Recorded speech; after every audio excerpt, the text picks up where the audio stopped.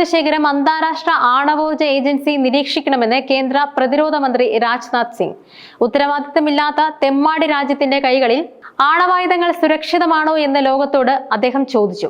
പാകിസ്ഥാന്റെ ആണവ ബ്ലാക്ക്മെയിലിംഗ് ഇനി വെച്ചു പൊറുപ്പിക്കില്ലെന്ന പ്രധാനമന്ത്രി നരേന്ദ്രമോദിയുടെ പ്രസ്താവനയ്ക്ക് പിന്നാലെയാണ് രാജ്നാഥിന്റെ പരാമർശം. ജമ്മുകാശ്മീരിൽ ശ്രീനഗറിൽ ബദാമി ബാഗ് സൈനിക കേന്ദ്രത്തിൽ ഇന്നലെ നടന്ന സമ്മേളനത്തിലാണ് പ്രതിരോധ മന്ത്രി ഇക്കാര്യങ്ങൾ പറഞ്ഞത്. പാകിസ്ഥാന്റെ ആണവായുധ ശേഖരം ഐക്യരാഷ്ട്രസഭയുടെ ആണവ ഏജൻസിയായ IAEA നിരീക്ഷണത്തിൽ കൊണ്ടുവരണമെന്നും രാജ്നാഥ് സിംഗ് പറഞ്ഞു.